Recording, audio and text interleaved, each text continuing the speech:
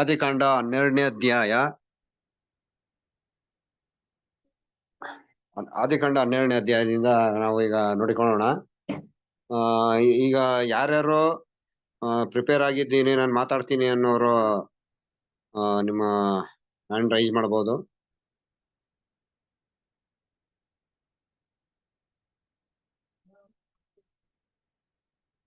ಸುಧಾ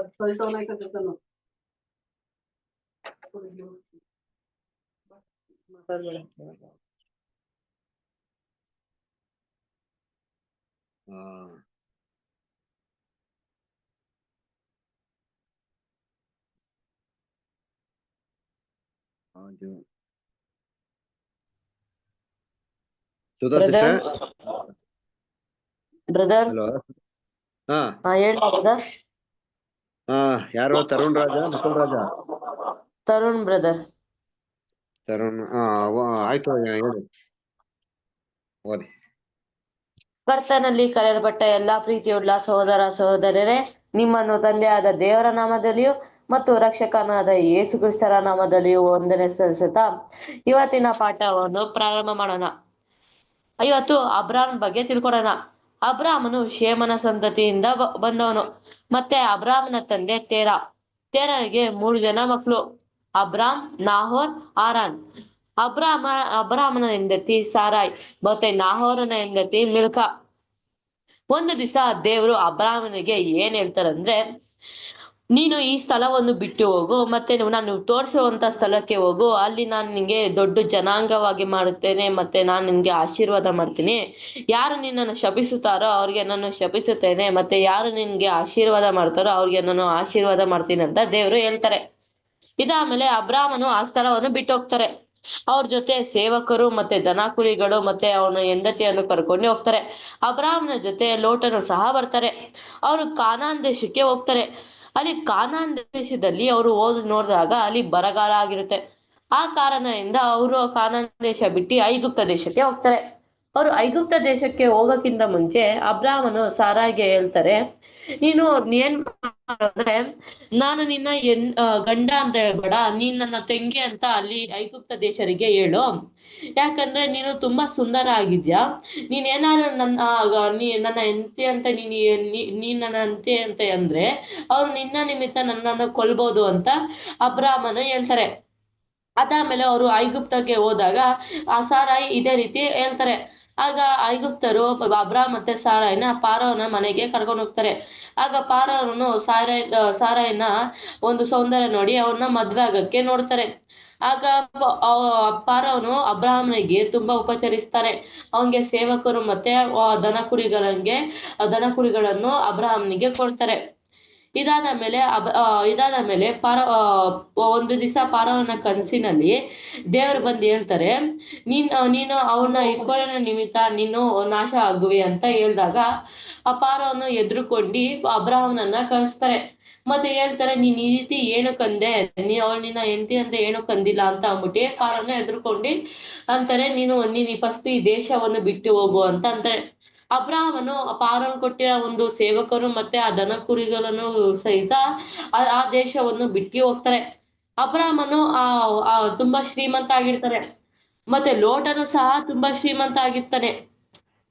ಲೋಟನು ಸಹ ಶ್ರೀಮಂತ ಆಗಿರೋ ಕಾರಣ ಅವನ ಹತ್ರನೂ ಸಹ ತುಂಬಾ ಸೇವಕರು ಮತ್ತೆ ದನ ಕುರಿಗಳು ಇರುತ್ತೆ. ಅವರಿಬ್ರು ಒಟ್ಟಿಗೆ ಇರಕ್ಕೆ ಸಾಧ್ಯ ಆಗ್ತಾ ಇದ್ದಿಲ್ಲ.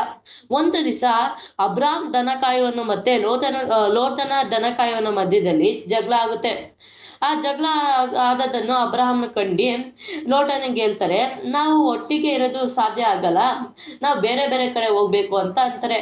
ಮತ್ತೆ ಅಬ್ರಾಹ್ಮ ಹೇಳ್ತಾರೆ, ನೀನು ಬಲಗಡೆಗೆ ಹೋದ್ರೆ ನಾನು ಎಡಗಡೆಗೆ ಹೋಗ್ತೀನಿ, ನೀನ್ ಎಡಗಡೆಗೆ ಹೋದ್ರೆ ನಾನು ಬಲಗಡೆ ಹೋಗ್ತೀನಿ, ನೀನ್ ಯಾವ ಸ್ಥಳಕ್ಕೆ ಹೋಗ್ತೀಯ ಆ ಸ್ಥಳ ಬಿಟ್ಟು ನಾನು ಬೇರೆ ಸ್ಥಳಕ್ಕೆ ನಾನು ಹೋಗ್ತೀನಿ ಅಂತ ಅಬ್ರಾಹ್ಮನ ಲೋಟನಿಗೆ ಹೇಳ್ತಾರೆ. ಇದನ್ನು ಒಪ್ಪಿಕೊಂಡ ಲೋಟನು ಅವನು ಕಣ್ಣೆತ್ತಿ ನೋಡಿದಾಗ ಯೋರ್ದಾನ್ ಹೊಳೆಯ ಸುತ್ತ ಇರುವ ಒಂದು ಸೋದೋಮ್ ಗೊಬ್ಬರ ಎಂಬ ಪಟ್ಟಣವನ್ನು ಆಯ್ಕೆ ಮಾಡ್ತಾನೆ. ಯಾಕಂದ್ರೆ ಅದು ಹಸಿರಾಗಿ ಮತ್ತೆ ನೀರಾವರಿಯಾಗಿರುತ್ತೆ. ಅದಾದ್ಮೇಲೆ ಅಬ್ರಾಹ್ಮನು ಕಾನಾನ್ ದೇಶದಲ್ಲೇ ಉಳ್ಕೋತಾನೆ.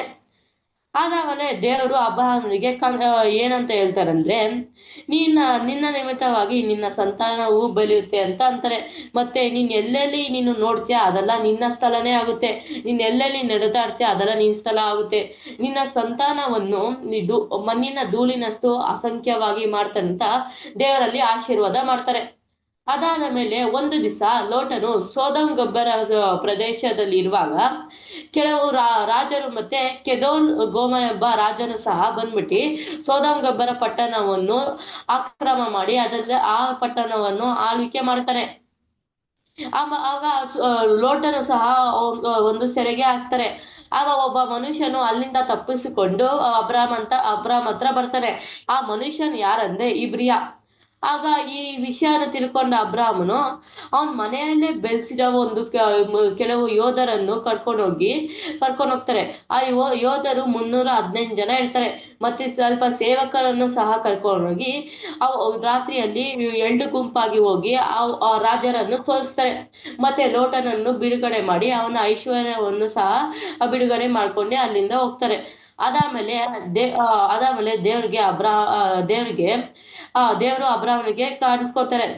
ಅಬ್ರಾಹ್ಮನಿಗೆ ದೇವರ ದರ್ಶನ ಆಗುತ್ತೆ. ಅವರು ದೇವ್ರು ಹೇಳ್ತಾರೆ, ನೀನು ಭಯ ಪಡಬೇಡ, ನಾನು ನಿನ್ಗೆ ಗುರಾಣಿ ಆಗಿರ್ತೀನಿ ಅಂತ ಅಂತಾರೆ. ಅದಕ್ಕೆ ಅಬ್ರಾಹ್ಮ ಹೇಳ್ತಾರೆ, ದೇವ್ರೆ ನೀನು ನಂಗೆ ಎಲ್ಲಾ ಕೊಟ್ಟಿದ್ಯಾ, ಆದ್ರೆ ನಂಗೆ ಮಕ್ಳೇ ಇಲ್ಲ ಅಲ್ಲ ಅಂತ ಹೇಳ್ದಾಗ ದೇವ್ರು ಹೇಳ್ತಾರೆ, ನಿನ್ನ ಸಂತಾನವನ್ನು ನಕ್ಷತ್ರ ಅಂತೆ ಮಾಡ್ತೀನಿ ಅಂತ ಅಂತಾರೆ. ಅದು ಈ ಮಾತನ್ನು ಅಬ್ರಾಹ್ಮನು ದೇವರ ಮೇಲೆ ನಂಬಿಕೆ ಇಟ್ಕೊಂಡಿರ್ತಾನೆ. ಅದಾದ್ಮೇಲೆ ಸಾರಾಳು ಮತ್ತೆ ಅಬ್ರಾಹ್ಮನಿಗೆ ಮಕ್ಳಿರಲ್ಲ. ಈ ಕಾರಣದಿಂದ ಸಾರಾಯಿ ಅಬ್ರಾಹ್ಮನಿಗೆ ಹೇಳ್ತಾರೆ, ನನ್ನ ಐಗುಪ್ತ ದಾಸಿಯಾದ ಆಗರಗೆ ನೀನು ಮದ್ವೆ ಆಗು ಅಂತ ಅಂತಾರೆ. ಅಬ್ರಾಹ್ಮನು ಒಪ್ಕೋತಾರೆ. ಮತ್ತೆ ಆಗಾರ ಜೊತೆ ಮದ್ವೆ ಆಗ್ತಾರೆ. ಮತ್ತೆ ಆಗರು ಬಸರಾಗ್ತಾರೆ. ಅವಳು ಒಂದು ಜಂಬವಾಗಿ ಸಾರನ್ನ ಒಂದ ಕೀಲಾಗಿ ನೋಡ್ತಾರೆ. ಆಗ ಸಾರಾಯಿ ಬೇಸರ ಆಗಿ ಅಬ್ರಾಮ್ ಹತ್ರ ಹೋಗ್ಬಿಟ್ಟು ಹೇಳ್ತಾರೆ, ಇವಳು ನಂಗೆ ಈ ರೀತಿ ಮಾಡ್ತಾರಲ್ಲ, ಇದು ತಪ್ಪಲ್ವಾ? ಮತ್ತೆ ಇವ್ಳಿಗೆ ದೇವರು ಖಂಡಿತವಾಗಿ ನ್ಯಾಯ ತೀರಿಸ್ಬೇಕು ಅಂತ ಅಂತಾರೆ. ಅದಕ್ಕೆ ಅಬ್ರಾಹ್ಮನು ಹೇಳ್ತಾರೆ, ಅವಳು ಇನ್ನೂ ನಿನ್ನ ದಾಸಿಯೇ, ಅವಳು ನೀನ್ ಬೇಕಾದ್ರೆ ಏನಾರು ಮಾಡ್ಬೋದು ಅಂತ ಅಂತಾರೆ. ಅದಕ್ಕೆ ಸಾರಾಯಿ ಆಗಾರ್ಗೆ ಕಠಿಣವಾಗಿ ನೋಡ್ತಾರೆ. ಅದನ್ನ ಬೇಸರವಾಗಿರೋ ಆಗಲು ಆ ಸ್ಥಳವನ್ನು ಬಿಟ್ಟು ಹೋಗೋಕೆ ನೋಡ್ತಾರೆ. ಆ ಸ್ಥಳದಲ್ಲಿ ಬಿಟ್ಟು ಹೋಗುವಾಗ ಒಬ್ಬ ದೇವದೂತನು ಬಂದ್ಬಿಟ್ಟು ಹಾಗಾರ್ಗೆ ಹೇಳ್ತಾರೆ, ನೀನು ಇನ್ನು ಬಸರಾಗಿದ್ಯಾ, ಮತ್ತೆ ನಿನ್ನ ಹೊಟ್ಟೆಯಲ್ಲಿ ಹುಟ್ಟುವ ಒಂದು ಮಗನನ್ನು ನೀನು ಇಸ್ಮಾಯಿಲ್ ಅಂತ ಹೆಸರಿಕ್ಬೇಕು. ನೀನು ಅಬ್ರಾಹ್ಮನ ಹತ್ರ ತಿರುಗಿ ಹೋಗು, ಸಾರಾಯಿ ಏನೇ ಅಂದಿದ್ದಾರೋ ಅವ್ರಿಗೆ ತಗ್ಗಿ ಬಗ್ಗಿಯಾಗಿ ನಡಿ ಅಂತ ಆ ದೇವದೂತನು ಅಂತಾರೆ. ಆಗರು ಮತ್ತೆ ಅಬ್ರಾಹ್ಮನ ಹತ್ರ ಹೋಗ್ತಾರೆ. ಮತ್ತೆ ಅವಳು ಒಂದು ಮಗುವನ್ನ ಹೇಳ್ತಾರೆ. ಆ ಮಗುವಿಗೆ ಇಸ್ಮಾಯಿಲ್ ಅಂತ ಹೆಸರಿಡ್ತಾರೆ. ಆ ಸಮಯದಲ್ಲಿ ಅಬ್ರಾಹ್ಮನು 86 ವಯಸ್ಸಾಗಿರುತ್ತೆ. ಮತ್ತೆ ದೇವರು ಅಬ್ರಾಹ್ಮನಿಗೆ ಏನ್ ಹೇಳ್ತಾರಂದ್ರೆ, ನಿನ್ನ ಸಂತಾನವನ್ನು ಆಶೀರ್ವದಿಸುವನು, ಆದದ್ದರಿಂದ ನೀನು ಇವತ್ತಿಂದ ಅಬ್ರಾಮ್ ಅಲ್ಲ ಅಬ್ರಹಾಮ್ ಅಂತ ಅಂತಾರೆ. ಮತ್ತೆ ಅವರು ದೇವ್ರು ಹೇಳ್ತಾರೆ, ನಿನ್ನ ಸಂತಾನವನ್ನು ಎಲ್ಲ ಗಂಡು ಮಕ್ಕಳನ್ನು ನೀನು ಸುನ್ನತಿ ಮಾಡ್ಬೇಕು ಅಂತಂತಾರೆ. ಮತ್ತೆ ನಿನ್ನ ಮನೆಯಲ್ಲಿರುವ ಎಲ್ಲಾ ಅನ್ಯ ಜನರಿಗೂ ಸಹ ನೀನು ಸುನ್ನತಿ ಮಾಡ್ಬೇಕು ಅಂತ ಅಂತಾರೆ. ಮತ್ತೆ ಇದರಿಂದ ದೇವ್ರು ಹೇಳ್ತಾರೆ, ನಿನ್ನ ಹೆಂಡತಿ ಸಹ ಸಾರಾಯ್ ಅಲ್ಲ ಸಾರಾ ಅಂತ ದೇವ್ರು ಅಲ್ಲಿ ಆಶೀರ್ವಾದ ಮಾಡ್ತಾರೆ. ಆಮೇಲೆ ಅವರು ದೇವ್ರಂತಾರೆ, ನಿಂಗೆ ಮಗು ಹುಟ್ಟುವುದು ಅಂತ ಅಂದಾಗ ಅಬ್ರಾಹ್ಮನು ನಗ್ತಾನೆ, ನಂಗೆ ಇವಾಗ 100 ವರ್ಷ ಆಗಿದೆ ನಂಗೆ, ಮತ್ತೆ ನನ್ನ ಹೆಂಡತಿಗೆ 90 ವರ್ಷ ಆಗಿದೆ, ಹೆಂಗೆ ನಮ್ಮ ಮುದುಕರಿಗೆ ಹೆಂಗೆ ಮಗು ಹುಟ್ಟುತ್ತೆ ಅಂತ ದೇವ್ರಿಗೆ ಕೇಳಿದಾಗ ಆಗ ದೇವ್ರು ಹೇಳ್ತಾರೆ, ನಿಮ್ಗೆ ಮಗು ಹುಟ್ಟುತ್ತೆ, ಅದಕ್ಕೆ ನೀವು ಇಸಾಕ್ ಅಂತ ಹೆಸರಿಡ್ಬೇಕು ಅಂತ ಅಂತಾರೆ. ಅದಾದ್ಮೇಲೆ ಅವರು ಮೆಮೆತೋಪಿನಲ್ಲಿ ಗುಡಾರ ಹಾಕ್ತಾರೆ. ಅಲ್ಲಿ ಯೆಹೋವನ ದರ್ಶನ ಆಗುತ್ತೆ. ಅಲ್ಲಿ ಅಬ್ರಾಹ್ಮನು ಗುಡಾರದಿಂದ ಸ್ವಲ್ಪ ದೂರದಿಂದ ನೋಡಿದಾಗ 3 ಜನ ದೇವದೂತರು ಮನುಷ್ಯನ ರೂಪದಲ್ಲಿ ಬಂದಿರ್ತಾರೆ. ಅವರು ಗುಡಾರ ಹತ್ರ ಬರ್ತಾ ಇರುವಾಗ ಆ ಅಬ್ರಾಹ್ಮನು ನೋಡಿ ಅವ್ರ ಹತ್ರ ಹೋಗಿ ಉಪಚರಿಸ್ತಾರೆ. ಅವ್ರಿಗೆ ನೀರ್ ಕೊಟ್ಟು ಅವರು ಕಾಲ್ ತೊಳ್ಕೊತಾರೆ. ಆಮೇಲೆ ಅಬ್ರಾಹ್ಮ ಹೇಳ್ತಾರೆ, ಇಲ್ಲೇ ಮರದ ನೆರಳಿನಲ್ಲಿ ನೀವು ವಿಶ್ರಾಂತಿ ತಗೋರಿ ಅಂತ ಅಂತಾರೆ. ಅವ್ರು ವಿಶ್ರಾಂತಿ ತಗೋತಾರೆ. ಮತ್ತೆ ಅಬ್ರಾಹ್ಮನು ಅವ್ರಿಗೋಸ್ಕರ ಉಪಹಾರವನ್ನು ತಯಾರಿ ಮಾಡ್ಕೊಂಡು ಅವ್ರಿಗೆ ಸೇವೆ ಮಾಡ್ತಾನೆ. ಅದಾದ್ಮೇಲೆ ಆ 3 ಜನ ದೇವದೂತರು ಅಬ್ರಾಹ್ಮನಿಗೆ ಕೇಳ್ತಾರೆ, ಎಲ್ಲಿ ನಿನ್ನ ಹೆಂಡತಿ ಸಾರಾಯ್ ಅಂತ ಕೇಳುವಾಗ ಅಬ್ರಾಹ್ಮನ್ ಹೇಳ್ತಾರೆ ಇಲ್ಲೇ ಗುಡಾರದ ಒಳಗೆ ಇದ್ದಾರೆ ಅಂತ ಅಂತಾರೆ.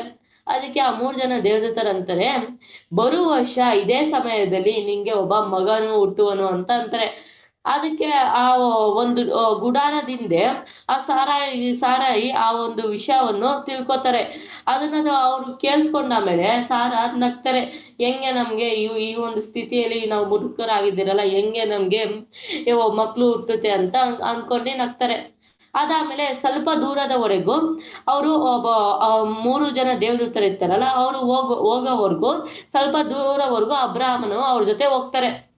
ಆಗ ಅವರು ಆ 3 ಜನ ದೇವದೂತರು ಸೋದಮ್ ಗಬ್ಬರ ಹತ್ರ ನೋಡುವಾಗ ಅಬ್ರಾಹ್ಮನು ದೇವ್ರಿಗೆ ಕೇಳ್ತಾರೆ, ನೀವು ಈ ಒಂದು ಸ್ಥಳವನ್ನು ನಾಶ ಮಾಡ್ತಾ ಇದ್ದೀರಲ್ಲ, ಅಲ್ಲಿ ನೀತಿವಂತರು ಮತ್ತೆ ದುಷ್ಟರನ್ನು ಸಹ ನೀವು ನಾಶ ಮಾಡ್ತೀರಾ ಅಂತ ಕೇಳ್ತಾರೆ.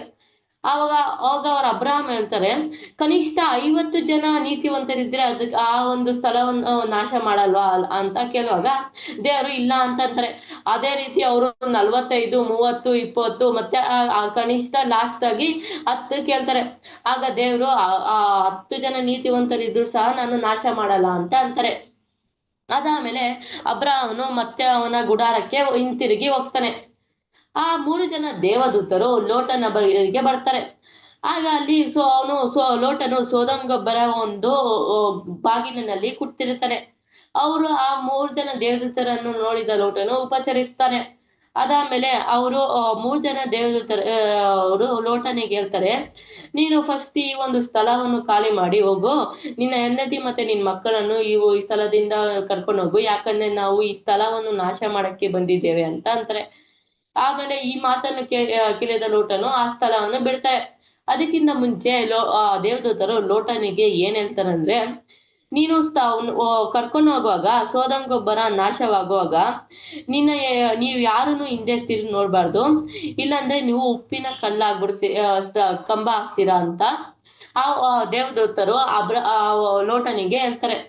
ಅದಾದ್ಮೇಲೆ ಲೋಟನು ಅವನ ಹೆಂಡತಿ ಮತ್ತೆ ಇಬ್ರು ಮಕ್ಕಳನ್ನು ಕರ್ಕೊಂಡು ಹೋಗ್ತಾನೆ. ಆಗ ಕರ್ಕೊಂಡು ಹೋಗುವಾಗ ಅಬ್ರಾಹ್ಮನ ಲೋಟನ ಹೆಂಡತಿ ಹಿಂತಿರುಗಿ ನೋಡ್ತಾರೆ. ಹಿಂತಿರುಗಿ ಆ ಒಂದು ಸೊದೋಮ್ ಗೊಬ್ಬರ ಪಟ್ಟಣ ನಾಶ ಆಗೋದನ್ನು ನೋಡ್ಬಿಟ್ಟು ಅವರು ಒಂದು ಉಪ್ಪಿನ ಕಂಬ ಆಗ್ಬಿಡ್ತಾರೆ. ಮತ್ತೆ ಅವರು ಲೋಟನ ಮತ್ತೆ ಇಬ್ರು ಮಕ್ಕಳು ಆ ಒಂದು ಗವಿಯಲ್ಲಿ ವಾಸ ಮಾಡ್ತಾರೆ. ಅದಾದ್ಮೇಲೆ ಅಬ್ರಹಾಮನು ಕಾನಾನ್ ದೇಶವನ್ನು ಬಿಟ್ಟು ಗೆರೇರ್ ಎಂಬ ಒಂದು ರಾಜ್ಯಕ್ಕೆ ಹೋಗ್ತಾರೆ. ಅಲ್ಲಿ ಗೆರೇರ್ ರಾಜ್ಯದ ರಾಜ ಯಾರಂದ್ರೆ ಅಬಿಮೆಲೆಕು. ಅವ್ರ ಹತ್ರ ಹೋಗುವಾಗ ಇದೇ ರೀತಿ ಅಬ್ರಾಹ್ಮನು ಆ ಸಾರಾಗೆ ಹೇಳ್ತಾರೆ, ನೀನು ನನ್ನ ಹೆಂಡತಿ ಅಂತ ಅನ್ಬೇಡ, ನೀನ್ ನನ್ನ ತಂಗಿ ಅಂತಾನೆ ಅನ್ನು ಅಂತ. ಹೇಗೆ ಐಗುಪ್ತ ದೇಶದಲ್ಲಿ ಅಂದಿದ್ರು ಇದೇ ರೀತಿ ಈ ದೇಶದಲ್ಲೂ ಹಿಂಗೆ ಅಂತಾರೆ. ಆಗ ಅವರು ಅದೇ ರೀತಿ ಆ ಒಂದು ಇವ್ರು ನನ್ನ ತಂಗಿ ಅಂತ ಹಿಂಗೆ ಹೇಳ್ದಾಗ ಅವನು ಅಭಿಮೆಲೆಕು ಮದ್ವೆ ಮಾಡ್ಕೊಳ್ಳೋಕೆ ನೋಡ್ತಾನೆ. ಆಗ ಅವರು ಅಭಿಮೆಲೆಕಿನ ಕನಸಿನಲ್ಲಿ ದೇವರು ಬಂದ್ಬಿಟ್ಟು ಹೇಳ್ತಾರೆ, ನೀನು ಯಾರನ್ನ ಮದುವೆ ಮಾಡ್ಕೋತಾರೆ ಅವರು ಬೇರೆಯವನ ಹೆಂಡತಿ, ಮತ್ತೆ ಇದರಿಂದ ನೀನು ಮರಣಕ್ಕೆ ಉಂಟಾಗುವೆ ಅಂತ ಅಂತಾರೆ.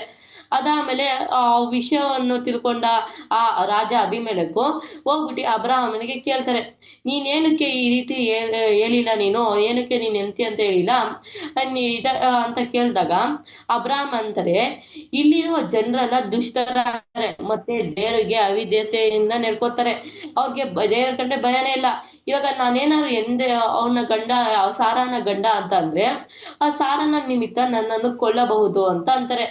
ಆಗ ಆ ಒಂದು ರಾಜ ಅವನಿಗೆ ಸೇವಕರು ಮತ್ತೆ ದನ ಕುರಿಗಳನ್ನು ಕೊಟ್ಟು ಹೇಳ್ತಾರೆ, ಈ ಒಂದು ಪ್ರದೇಶವನ್ನು ನೀನು ಫಸ್ಟ್ ಇಲ್ಲಿಂದ ಹೋಗು ಅಂತ ಹೇಳ್ತಾರೆ. ಅದಾದ್ಮೇಲೆ ಆ ಅಬ್ರಾಹ್ಮನು ಹೆಂಡತಿಯನ್ನು ಮತ್ತೆ ಕರ್ಕೊಂಡು ಆ ಸ್ಥಳವನ್ನು ಬಿಡ್ತಾರೆ. ಈ ವಾಕ್ಯವನ್ನು ದೇವರ ಆಶೀರ್ವದಿಸಲಿ. ದೇವರಿಗೆ ಸ್ತೋತ್ರ, ದೇವರಿಗೆ ಮಹಿಮೆ. ಆಮೇನ್. ಥ್ಯಾಂಕ್ ಯು ಬ್ರದರ್, ದೇವ್ರು ನಿಮ್ಮನ್ನ ಆಶೀರ್ವದಿಸ್ಲಿ. ನೆಕ್ಸ್ಟ್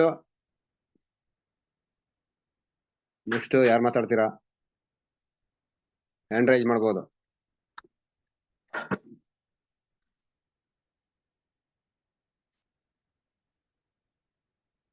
ನೆಕ್ಸ್ಟ್ ಯಾರು ಮಾತಾಡ್ತೀರಾ ಹ್ಯಾಂಡ್ ರೈಸ್ ಮಾಡ್ಬೋದು. ಪೃಥ್ವಿರಾಜ್ ಮಾತಾಡಿ.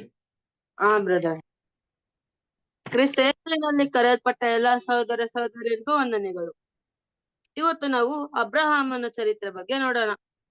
ಅಬ್ರಹಾಂ ದೇವರ ಮಾತನ್ನ ನಂಬಿ ಪೂರ್ಣ ವಿಧೇಯತನಾಗಿ ತೋರಿಸಿದ್ರಿಂದ ಅವರನ್ನ ಅಬ್ರಹಾಂನ ನಂಬಿಕೆಗೆ ಮೂಲ ಪಿತ್ರನು ಅಂತ ಕರೀತಾರೆ. ಅಬ್ರಹಾಮನ ತಂದೆಯ ಹೆಸರು ತೆರಹನು. ತೆರಹನಿಗೆ 3 ಮಕ್ಳಿದ್ರು. ಅಬ್ರಹಾಂ, ನಾಹೋರ್, ಆರನ್ ಎಂಬ 3 ಮಕ್ಳಿರ್ತಾರೆ. ಅಬ್ರಹಾಂ ನಾಹೋರ್ ಮದ್ವೆ ಮಾಡ್ಕೊಳ್ತಾರೆ. ಅಬ್ರಹಾಮನ ಹೆಂಡತಿಯ ಹೆಸರು ಸಾರಯೇಳು. ನಾಹೋರ್ ಹೆಂಡತಿಯ ಹೆಸರು ಮಿಲ್ಕಾ. ಸಾರಯೇಳಿಗೂ ಮತ್ತು ಅಬ್ರಹಾಮನಿಗೂ ಮಕ್ಕಳಿರಲ್ಲ. ಅದಕ್ಕೆ ಅಬ್ರಹಾಂ ತಂದೆಯಾದ ತೆರಹನು ಅಬ್ರಹಾಂನ ಮತ್ತು ಸಾರಯೇಳನ ಹಾಗೂ ಮೊಮ್ಮಗನಾದ ಆರನ ಮಗನ ಲೋಟನನ್ನ ಕರ್ಕೊಂಡು ಕಾನಾನ್ ದೇಶಕ್ಕೆ ಹೋಗ್ಬೇಕಂತ ಕಳ್ಳಿಯರ ಊರ್ ಎಂಬ ಪಟ್ಟಣವನ್ನ ಬಿಡ್ತಾರೆ. ಅವರು ಆರಾನ್ ಪಟ್ಟಣಕ್ಕೆ ಬಂದು ಅಲ್ಲೇ ವಾಸ ಮಾಡ್ತಾರೆ. ತೆರಹನು 205 ವರ್ಷ ಬದುಕಿ ಆರಾನಿನಲ್ಲಿ ಸಾಯ್ತಾರೆ. ಆಗ ಅಬ್ರಹಾಮನಿಗೆ ದೇವರು, ನಿನ್ನ ಸ್ವದೇಶವನ್ನ, ನಿನ್ನ ಬಂಧು ಬಳಗವನ್ನು ಬಿಟ್ಟು ನಾನು ತೋರಿಸುವ ದೇಶಕ್ಕೆ ಹೋಗು. ನಾನು ನಿನ್ನನ್ನು ದೊಡ್ಡ ಜನಾಂಗವನ್ನಾಗಿ ಮಾಡಿ ಆಶೀರ್ವದಿಸಿ ನಿನ್ನ ಹೆಸರನ್ನು ಪ್ರಖ್ಯಾತಿಗೆ ತರುವೆನು ಅನ್ನನು. ನೀನು ಆಶೀರ್ವಾದ ವಿಧೇಯನಾಗುವಿ. ನಿನ್ನನ್ನು ಹರಸುವವರನ್ನು ಹರಸುವೆನು, ನಿನ್ನನ್ನು ಶಪಿಸುವವರನ್ನು ಶಪಿಸುವೆನು. ನಿನ್ನ ಮೂಲಕ ಭೂಲೋಕದ ಎಲ್ಲಾ ಕುಲದವರಿಗೂ ಆಶೀರ್ವಾದ ಉಂಟಾಗುವುದು ಅನ್ನನು. ಅಬ್ರಹಾಮನ ದೇವರ ಮಾತಿಗೆ ವಿಧೇಯನಾಗಿ 75 ವರ್ಷ ಆಗಿದಾಗ ಹೆಂಡತಿಯಾದ ಸಾರಯಳನ್ನ ಮತ್ತು ತಮ್ಮನ ಮಗನಾದ ಲೋಟನನ್ನ ಕರ್ಕೊಂಡು ತನ್ನ ಆಸ್ತಿಯನ್ನೆಲ್ಲ ಕರ್ಕೊಂಡು ಕಾನಾನ್ ದೇಶಕ್ಕೆ ಹೋಗ್ತಾರೆ. ಆಗ ಬೆತೇಲ್ನ ಪೂರ್ವಕ್ಕೆ ಆಯಿ ಎಂಬ ಒಂದು ಊರಿರುತ್ತೆ. ಆ ಊರಲ್ಲಿ ಒಂದು ಗೂಡಾರವನ್ನ ಕಟ್ಟಿಸಿ ಅಲ್ಲಿ ವಾಸ ಮಾಡ್ತಾರೆ. ಕಾನಾನ್ ದೇಶದಲ್ಲಿ ಘೋರ ಕ್ಷಾಮ ಬರುತ್ತೆ. ಆಗ ಅಬ್ರಹಾಂ ಅಲ್ಲಿಂದ ಸಾರಯಳನ್ನ ಮತ್ತು ಲೋಟನನ್ನ ಕರ್ಕೊಂಡು ಐಗುಪ್ತ ದೇಶಕ್ಕೆ ಹೋಗ್ತಾರೆ. ಐಗುಪ್ತ ದೇಶದಲ್ಲಿದ್ದ ರಾಜ ಅವ್ರನ್ನ ಸೆರೆ ಹಾಕ್ತಾರೆ. ಯಾರು? ಅಬ್ರಹಾಂನ ಸೆರೆ ಹಾಕ್ತಾರೆ. ಆಗ ಅವರು ಸಾರಯಳನ್ನ ಕಂಡು, ಯಾರು? ಐಗುಪ್ತ ದೇಶದ ರಾಜ ಸಾರಯಳನ್ನ ಕಂಡು, ಸಾರಯಳು ಸುಂದರಿಯಾಗಿರ್ತಾರೆ. ಅದಕ್ಕೆ ಸಾರಯಳನ್ನ ಮದ್ವೆ ಮಾಡ್ಕೋಬೇಕಂತ ಇರ್ತಾರೆ. ಅಬ್ರಹಾಂ ಏನಂತ ಹೇಳ್ತಾರೆ? ಇದು ಸಾರಯಳನ್ನ ನನ್ನ ತಂಗಿ ಅಂತ ಸುಳ್ಳು ಹೇಳ್ತಾರೆ. ಆಗ ಐಗುಪ್ತ ದೇಶ ರಾಜನ್ಗೆ ನಿಜ ಗೊತ್ತಾಗ್ ಬರುತ್ತೆ, ಇದು ಅಬ್ರಹಾಂನ ಹೆಂಡತಿ ಸಾರಯಳು ಅಂತ ಗೊತ್ತಾಗ್ ಬರುತ್ತೆ. ಆಗ ದೇವರೇನಂತಾರೆ, ನೀನು ಬೇರೆಯವ್ರ ಹೆಂಡತಿನ ಮದ್ವೆ ಮಾಡ್ಕೊಳ್ಳೋದು ತಪ್ಪು ಅಂತ ಹೇಳಿದಿಕ್ಕೆ ದೇವರಿಗೆ ಭಯ ಪಟ್ಕೊಂಡು ಅವರು ಸಾರಯಳನ್ನ ಕಳಿಸ್ಬಿಡ್ತಾರೆ. ಆಗ ಅಬ್ರಹಾಮು ಸಾರಯಳನ್ನ ಕರ್ಕೊಂಡು ಅಬ್ರಹಾಂನ ಲೋಟನನ್ನ ಕರ್ಕೊಂಡು ಅದೇ ಸ್ಥಳಕ್ಕೆ ತಿರ್ಗಾ ಹೋಯ್ತಾರೆ. ಅಲ್ಲಿ ಲೋಟನ ದನ ಕುರಿಗಳು ಮತ್ತೆ ಅಬ್ರಹಾಮನ ಕುರಿಗಳು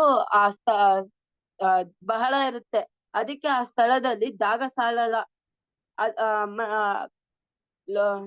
ಅಬ್ರಹಾಮನ ಕುರಿ ಕಾಯುವವರಿಗೂ ಮತ್ತೆ ಲೋಟನ ದನ ಕಾಯುವವರಿಗೂ ಜಗಳ ಬರುತ್ತೆ. ಅದಕ್ಕೆ ಅಬ್ರಹಾಂ ಏನ್ ಹೇಳ್ತಾರೆ ಲೋಟನಿಗೆ, ನೀನು ಏನ್ ಮಾಡು, ನಾನು ಬೇರೆ ಬೇರೆ ಜಾಗದಲ್ಲಿ ಇರ್ತೀನಿ, ನೀನು ಬೇರೆ ಜಾಗದಲ್ಲಿರು, ಅದೇ ನಮ್ಗೆ ಒಳ್ಳೇದು ಅಂತ ಹೇಳಿಕೆ ಲೋಟನ ಒಪ್ಕೊಂಡು ಯೋರ್ದನ್ ಹೊಳೆಯ ಸುತ್ತಲಿರುವ ಸ್ಥಳವನ್ನ ಆರಿಸ್ಕೊಳ್ತಾರೆ. ಯಾರು? ಲೋಟ ಆರಿಸ್ಕೊಳ್ತಾರೆ. ಮತ್ತೆ ಅಬ್ರಹಾಮು ಕಾನಾನ್ ದೇಶದಲ್ಲೇ ವಾಸ ಮಾಡ್ತಾರೆ. ಸ್ವಲ್ಪ ಕಾಲ ಕಳೆದ್ಮೇಲೆ ಹೆಬ್ರೋನ್ ನಲ್ಲಿರುವ ತೋಟದಲ್ಲಿ ವಾಸ ಮಾಡ್ತಾರೆ. ಅಬ್ರಹಾಂ ಬಳಿ 2,000 ಮನುಷ್ಯರು, ಸಾವಿರಾರು ಪಶು ಕುರಿ ಇರ್ತಾರೆ. ಆತನು ಬಹಳ ಶ್ರೀಮಂತನಾಗಿರ್ತಾರೆ. ಸುತ್ತಮುತ್ತಲಿನಲ್ಲಿರುವ ರಾಜರು ಅವರನ್ನ ಗೌರವಿಸಿದ್ರು. ಒಂದ್ ದಿವಸ ಅಬ್ರಹಾಮನು ದೇವರತ್ರ ಈ ತರ ಒಂದು ಪ್ರಾರ್ಥನೆ ಮಾಡ್ತಾರೆ. ಏನಂದ್ರೆ, ದೇವರೇ, ನನಗೆ ಅನೇಕ ಆಶೀರ್ವಾದವನ್ನು ದಾಸಿಯರನ್ನು ಕೊಟ್ಟಿದ್ದಿ, ಆದರೆ ನನಗೆ ಪುತ್ರ ಸಂತಾನವಿಲ್ಲವಲ್ಲ ಅಂತ ಹೇಳ್ತಾರೆ. ಅದಕ್ಕೆ ದೇವರು ಅದಕ್ಕೆ, ನಿನಗೆ ಸಂತಾನವನ್ನು ಕೊಡುವೆನು, ನಿನ್ನ ಸಂತಾನವನ್ನು ಭೂಮಿಯ ಧೂಳಿನಷ್ಟು ಅಸಂಖ್ಯ ಮಾಡುವೆನು, ಆಕಾಶದ ನಕ್ಷತ್ರಗಳಂತೆ ಲೆಕ್ಕಸಿಲಾರದಷ್ಟು ಮಾಡುವೆನು ಅಂತ ಹೇಳ್ತಾರೆ. ಅದಕ್ಕೆ ಅಬ್ರಹಾಂ ದೇವರ ವಾಗ್ದಾನವನ್ನ ನಂಬ್ತಾರೆ. ಆದ್ರೂ ತುಂಬಾ ವರ್ಷ ಆದ್ರೂ ಸಾರಯಳ್ಗೂ ಅಬ್ರಹಾಮನ್ಗೂ ಮಕ್ಳಿರಲ್ಲ. ಅದಕ್ಕೆ ಸಾರಯಳ್ ಏನ್ ಮಾಡ್ತಾರೆ, ಸಾರಯಳಿಗೆ ಒಂದು ದಾಸಿ ಇರ್ತಾರೆ. ಆ ದಾಸಿ ಹೆಸರು ಏನಂದ್ರೆ ಆಗ್ರಳು ಅಂತ. ಆಗ್ರಳನ್ನ ಸಾರಯಳು ಏನ್ ಹೇಳ್ತಾರೆ ಅಬ್ರಾಹ್ಮನಿಗೆ, ನೀನು ಇವ್ರನ್ನ ಮದ್ವೆ ಮಾಡ್ಕೊ ಅಂತ ಹೇಳ್ತಾರೆ. ಅದಕ್ಕೆ ಅಬ್ರಾಹ್ಮನು ಒಪ್ಕೊಳ್ತಾರೆ. ಅಗ್ರಾಳ್ಗೆ ಒಂದು ಮಗು ಹುಟ್ಟುತ್ತೆ. ಆ ಮಗು ಹೆಸರೇನಂದ್ರೆ ಇಸ್ಮಾಯೇಲ್ ಅಂತ. ಅಬ್ರಾಹ್ಮನಿಗೆ 99 ವರ್ಷ ಆದ್ಮೇಲೆ ದೇವರು ಅಬ್ರಾಹ್ಮನಿಗೆ ಸಾರಯಳಿನ ಮೂಲಕ ಕೊಡುವ ಸಂತಾನವೇ ನಿಜವಾದದ್ದು ಅಂತ ಹೇಳ್ತಾರೆ. ಅದಕ್ಕೆ ನಿನ್ನನ್ನು ಅನೇಕರಿಗೆ ಪಿತನನ್ನಾಗಿ ಮಾಡುವೆನು, ಅನೇಕ ರಾಜರು, ಪ್ರವಾದಿಗಳು, ವೀರರು ಜನಿಸುವರು ಅಂತ ಹೇಳ್ತಾರೆ. ಅದಕ್ಕೆ ಇನ್ನು ಮುಂದೆ ನಿನ್ನ ಹೆಸರು ಅಬ್ರಹಾಮ, ನಿನ್ನ ಹೆಂಡತಿಯ ಹೆಸರು ಸಾರಾ ಎಂದು ನೀವು ಹೆಚ್ಚಾಗಿ ಆಶೀರ್ವಾದ ಹೊತ್ತುಕೊಳ್ಳುವಿರಿ ಅಂತ ಹೇಳ್ತಾರೆ. ಒಂದು ದಿವಸ ಏನಾಗುತ್ತೆ ಅಂದ್ರೆ ಅಬ್ರಹಾಮ ಗೂಡಾರದ ಬಾಗಿಲಲ್ಲಿ ಕೂತ್ಕೊಂಡಿರ್ತಾರೆ. ಆಗ 3 ಜನರನ್ನ ಕಂಡು ಅವರು ಆಹ್ವಾನಿಸಿ ಊಟ ಬಡಿಸ್ತಾರೆ. ಆ ಅಬ್ರಹಾಮ ಅವ್ರ 3 ಜನನ ನೋಡಿ ಅವ್ರನ್ನ ಪ್ರೀತಿಯಿಂದ ಮಾತಾಡ್ಸಿ ಊಟ ಬಡಿಸ್ತಾರೆ. ಊಟದ ನಂತರ ಅವ್ರು ಏನಂತಾರಂದ್ರೆ, ಬರೋ ವರ್ಷ ಇದೇ ಸಮಯಕ್ಕೆ ನಿಮಗೊಬ್ಬ ಮಗನು ಹುಟ್ಟುವನು ಎಂದು ಆಶೀರ್ವದಿಸಿದರು. ಬರೋ ವರ್ಷ ಇದೇ ಸಮಯಕ್ಕೆ ನಿಮ್ಗೆ ಒಬ್ಬ ಮಗ ಹುಟ್ಟುತ್ತಾರೆ ಅಂತ 3 ಜನ ಬಂದಿರ್ತಾರಲ್ಲ ಅವರು ಹೇಳ್ತಾರೆ. ಅದಕ್ಕೆ ಇದನ್ನ ಕೇಳಿದ ಸಾರಯಳು ನಗ್ತಾರೆ. ಯಾಕಂದ್ರೆ ಆಲ್ರೆಡಿ ಸಾರಯಳಿಗೆ 90 ವರ್ಷ ಆಗಿರುತ್ತೆ, ಅಬ್ರಾಹ್ಮನಿಗೆ 99 ವರ್ಷ ಆಗಿರುತ್ತೆ. ಅದಕ್ಕೆ ಅವರು ಹೋಗುವ ಮುಂಚೆ ಯೆಹೋವನಿಗೆ ಅಸಾಧ್ಯವಾಗದುಂಟೋ, ಹೇಳಿದಂತೆ ಬರೋ ವರ್ಷ ನಿಮಗೆ ಒಬ್ಬ ಮಗನು ಹುಟ್ಟುವನು ಎಂದನು. ಈ ವ್ಯಕ್ತಿಗಳೇ ಸೊದೋಮ್ ಗೊಮೋರ ಪಟ್ಟಣಗಳನ್ನ ಬೆಂಕಿಯಿಂದಲೇ ನಾಶ ಮಾಡುವುದು ಎಂದರು. ಆ ಪಟ್ಟಣದಲ್ಲಿ ಕನಿಷ್ಠ 10 ಮಂದಿ ನೀತಿವಂತರಿದ್ದರು. ಆ ಪಟ್ಟಣವನ್ನ ನಾಶ ಮಾಡ್ಬಾರ್ದಂತ ಅಬ್ರಹಾಮ ಆ ದೇವದೂತರ ಹತ್ರ ಬೇಡ್ಕೊಳ್ತಾರೆ. ಅಬ್ರಹಾಮನು 100 ವರ್ಷನಾಗಿದ್ದಾಗ ಸಾರಯಳಿಗೆ ಈಸಾಕನೆಂಬ ಮಗನು ಜನಿಸಿದನು. ಅಸಾಧ್ಯವಾಗುವುದೆಂಬುದು ಸಾಧ್ಯವೆಂದು ಅಬ್ರಹಾಮ್ ಸಾರಯಳ ಜೀವಿತದಲ್ಲಿ ನಿಜವಾಯಿತು. ದೇವರು ಈ ವಾಕ್ಯವನ್ನ ಆಶೀರ್ವದಿಸಲಿ. ಆಮೀನ್. Thank you brother. ದೇವ್ರು ನಿಮ್ಮನ್ನ ಆಶೀರ್ವದಿಸ್ಲಿ. ನೆಕ್ಸ್ಟ್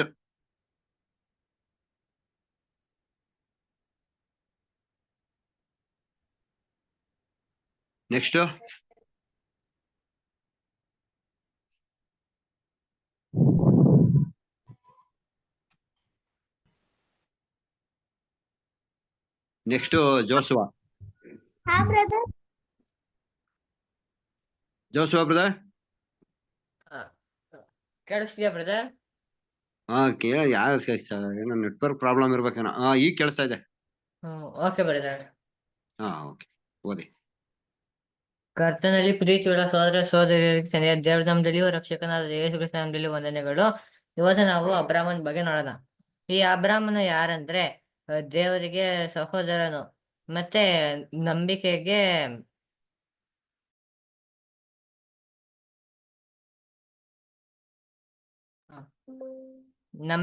ತಂದೆ.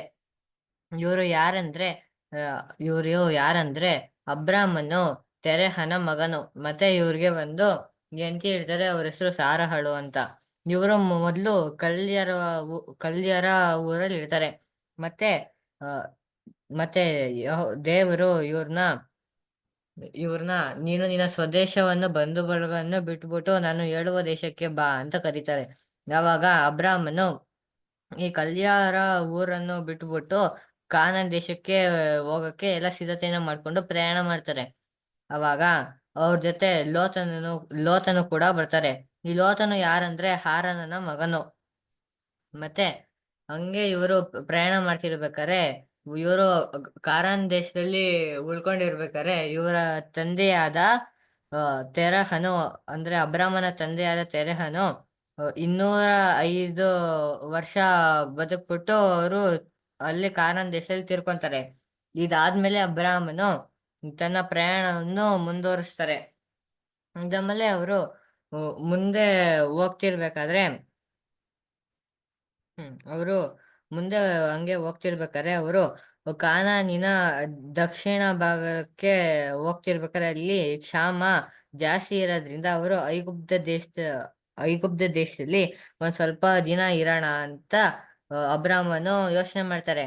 ಅವಾಗ ಅಬ್ರಾಮನು ಐಗುಪ್ತ ದೇಶಕ್ಕೆ ಹೋಗ್ತಿರ್ಬೇಕಾದ್ರೆ ಅಬ್ರಾಮನು ಸಾರಳಿಗಂತವೆ, ನನ್ಗೆ ಗೊತ್ತು ನೀನು ತುಂಬಾ ಸುಂದರಾಗಿದ್ಯಾ ಅಂತ. ಅದಕ್ಕೆ ಫಾರೋಹರು ನೀನನ್ನು ಅವರ ಹೆಂಡತಿಯಾಗಿ ಮಾಡ್ಕೊಬೇಕಂತಿರ್ತಾರೆ.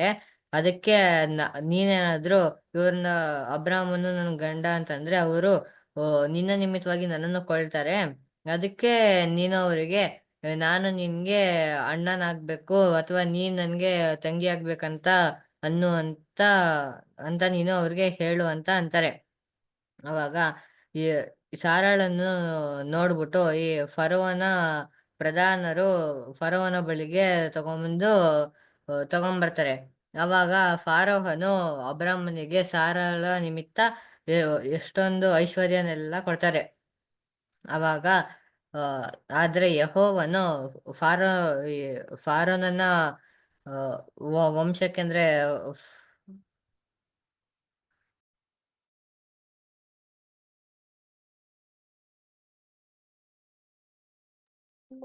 ಫಾರೋನನ ಕುಟುಂಬಕ್ಕೆ ಈ ಸಾರಳದ ನಿಮಿತ್ತ ತುಂಬಾ ಉಪದ್ರವವನ್ನು ಕೊಡ್ತಾರೆ.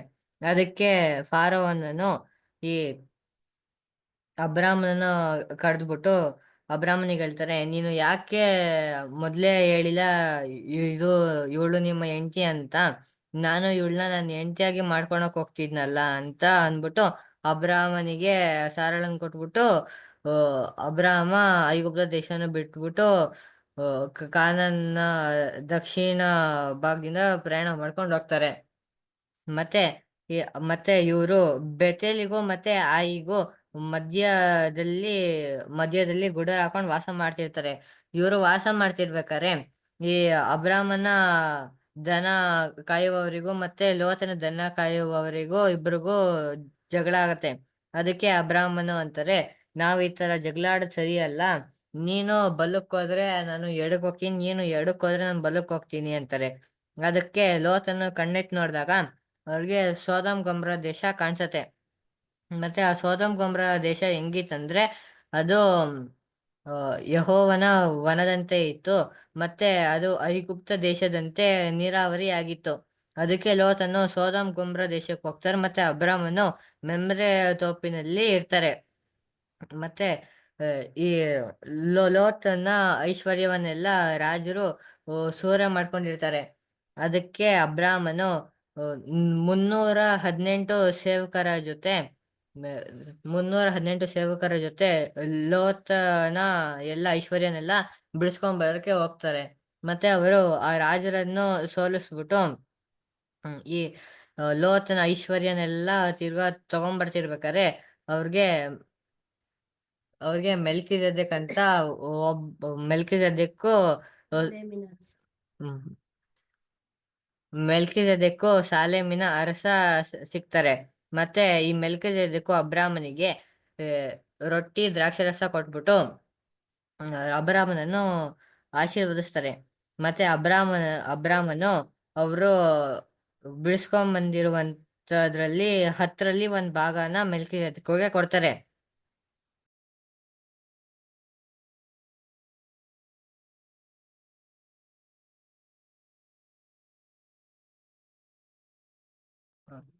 ಮತ್ತೆ ಮತ್ತೆ ಅಬ್ರಾಮನಿಗೆ ದೇವರು ಒಂದು ದರ್ಶನ ಕೊಡ್ತಾರೆ. ಆ ದರ್ಶನದಲ್ಲಿ ದೇವರು ಏನಂತಂದ್ರೆ, ನೀನು ಹೆದರ್ಬೇಡ, ನಾನ್ ನಿನ್ನ ಗುರಾಣಿಯಾಗಿದ್ದೀನಿ.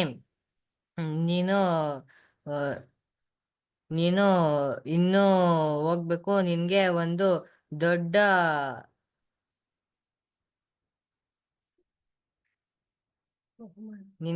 ದೊಡ್ಡ ಬಹುಮಾನ ನಾನು ಇಟ್ಟಿದ್ದೀನಿ ಅಂತಂತಾರೆ. ಅದಕ್ಕೆ ಅಬ್ರಾಮನ್ ಅಂತಾರೆ, ದೇವ್ರೆ ನೀನ್ ಏನ್ ಕೊಟ್ರು ಏನೋ ನನ್ಗೆ ಒಂದ್ ಸಂತತಿ ಇಲ್ವಲ್ಲ ಅಂತಂತಾರೆ. ಅದಕ್ಕೆ ದೇವ್ರಂತಾರೆ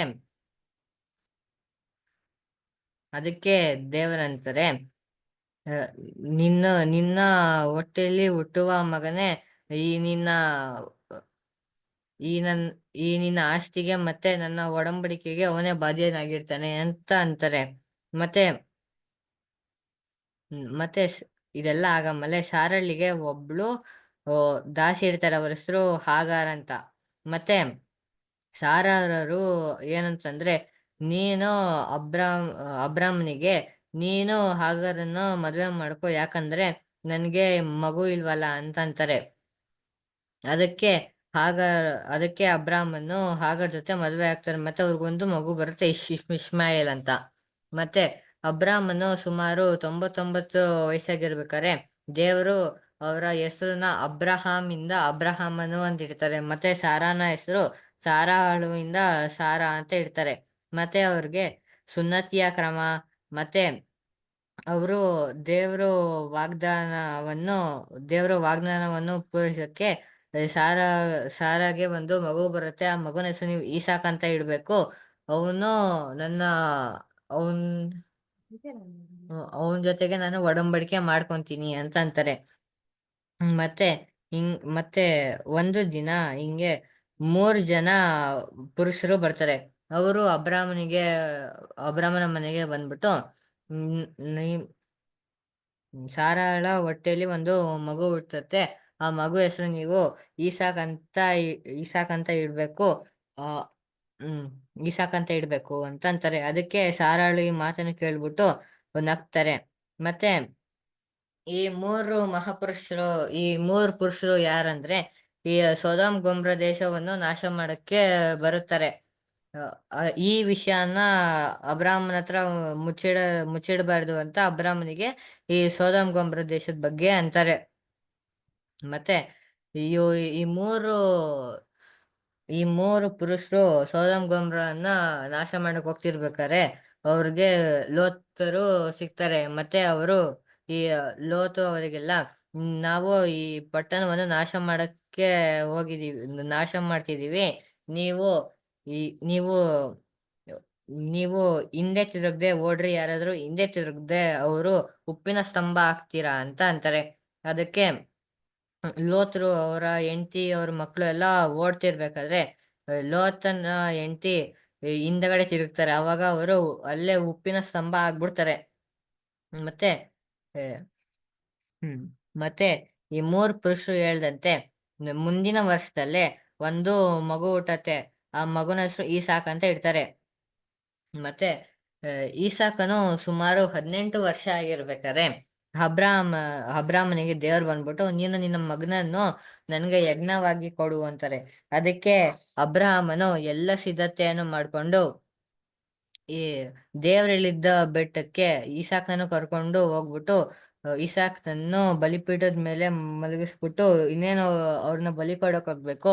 ಅವಾಗ ದೇವರಂತಾರೆ, ನೀನು ಇವನ ಮೇಲೆ ಕೈ ಎತ್ತಬೇಡ, ನೀನು ನನಗೆ ಎಷ್ಟು ಭಯವುಳ್ಳವನಾಗಿದ್ಯಾ ಅಂತ ನನಗೆ ಗೊತ್ತಾಯ್ತು ಅಂತ ಅಂದ್ಬಿಟ್ಟು ದೇವರವ್ರಿಗಂತಾರೆ, ನಾನು ನಿನ್ನ ಸಂತತಿಯನ್ನು ಸಮುದ್ರದ ತೀರದಲ್ಲಿರುವ ಉಸಿಬಿನಂತೆಯೂ ಮತ್ತೆ ಆಕಾಶದಲ್ಲಿರುವ ನಕ್ಷತ್ರದಂತೆಯೂ ನಾನು ನಿನ್ನ ಅಸಂಖ್ಯವಾಗಿ ಮಾಡ್ತೀನಿ ಅಂತ ಅಂತಾರೆ. ಮತ್ತೆ ಮತ್ತೆ ಅಬ್ರಾಮನು 175 ವರ್ಷ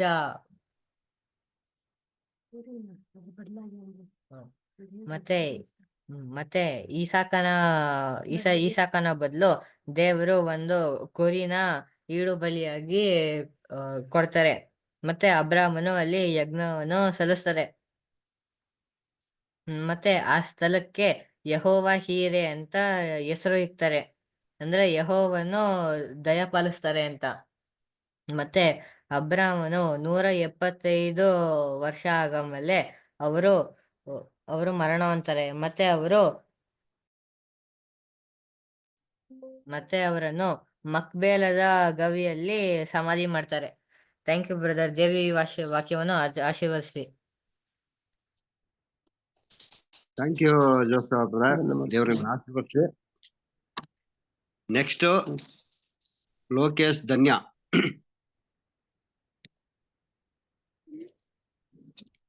ಲೋಕೇಶ್ ಧನ್ಯ ಮಾತಾಡ್ತೀರಾ? ಮಾತಾಡಿ. ಬ್ರದರ್, ಮಾತಾಡ್ತೀನಿ. ಕರ್ತನಲ್ಲಿ ಪ್ರೀತಿಯ ಎಲ್ಲ ನನ್ನ ಸಹೋದರ ಸಹೋದರಿಯರೇ ವಂದನೆಗಳು. ಹಾಗೆಯೇ ಈ ದಿನ ಅಬ್ರಾಮಗೆ ತಿಳಿದುಕೊಳ್ಳೋಣ ಚರಿತ್ರೆ. ಅಬ್ರಾಮನು ತೆರಹನ ಮಗನು. ಅಬ್ರಾಮನನ್ನು ದೇವರು ಅವನನ್ನು ತನ್ನ ಮನೆಯನ್ನು ತೊರೆದು ತಾನು ತೋರಿಸುವ ದೇಶಕ್ಕೆ ಹೋಗುವಂತೆ ಕರೆದನು. ಅಬ್ರಾಮನು ದೇವರ ಮಾತಿಗೆ ವಿಧೇಯನಾಗಿ ಪ್ರಯಾಣ ಬೆಳೆಸಿದನು. ದೇವರು ಅಬ್ರಾಮನಿಗೆ ಅವನ ಸಂತತಿಯು ಅನೇಕವಾಗುವುದು ಮತ್ತು ಅವನು ದೊಡ್ಡ ಜನಾಂಗದ ತಂದೆಯಾಗುವನು ಎಂದು ಭರವಸೆ ನೀಡಿದನು. ದೇವರು ಅಬ್ರಾಮನಿಗೆ ಕಾನಾನ್ ದೇಶವನ್ನು ಶಾಶ್ವತವಾಗಿ ಕೊಡುವುದಾಗಿ ವಾಗ್ದಾನ ಮಾಡಿದರು. ಅಬ್ರಾಮನು ಮತ್ತು ಅವನ ಹೆಂಡತಿ ಸಾರಳು ವಯಸ್ಸಾಗಿರುವಾಗ ಇಸಾಕನೆಂಬ ಮಗನನ್ನು ನೀಡಿದರು. ಇದು ದೇವರ ಅತ್ಯದ್ಭುತ ಕಾರ್ಯವಿತ್ತು. ದೇವರು ಅಬ್ರಾಮನು ನಂಬಿಕೆಯನ್ನು ಪರೀಕ್ಷಿಸಲು ಅವನ ಮಗನಾದ ಇಸಾಕ ಬಲಿಯಾಗಿ ಆನಂತರ ಅವನು ದೇವರ ವಿಧೇಯನಾದನು. ಅದಕ್ಕೆ ದೇವರು ಕೊನೆಯ ಕ್ಷಣದಲ್ಲಿ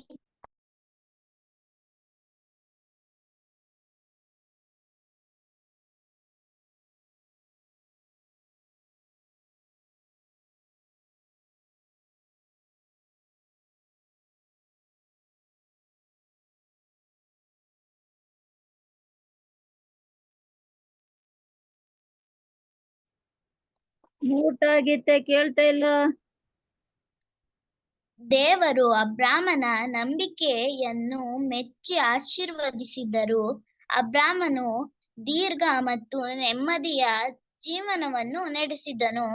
ಅಬ್ರಾಮನು ನಂಬಿಕೆ ಮಹತ್ವವನ್ನು ಮತ್ತು ದೇವರ ಭರವಸೆಗಳ ವಿಶ್ವಾಸವನ್ನು ತೋರಿಸಿದ್ದನು. ದೇವರು ನಿಮ್ಮೆಲ್ಲರನ್ನು ಆಶೀರ್ವದಿಸಲಿ. Thank you.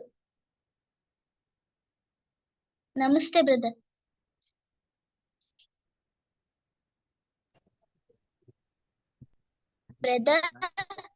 ನಮಸ್ತೆ ಸಿಸ್ಟರ್. Thank you. ದೇವ್ರು ನಿಮ್ಮನ್ನ ಆಶೀರ್ವದಿಸಲಿ. ನೆಕ್ಸ್ಟ್ ಲಿಖಿತಾ.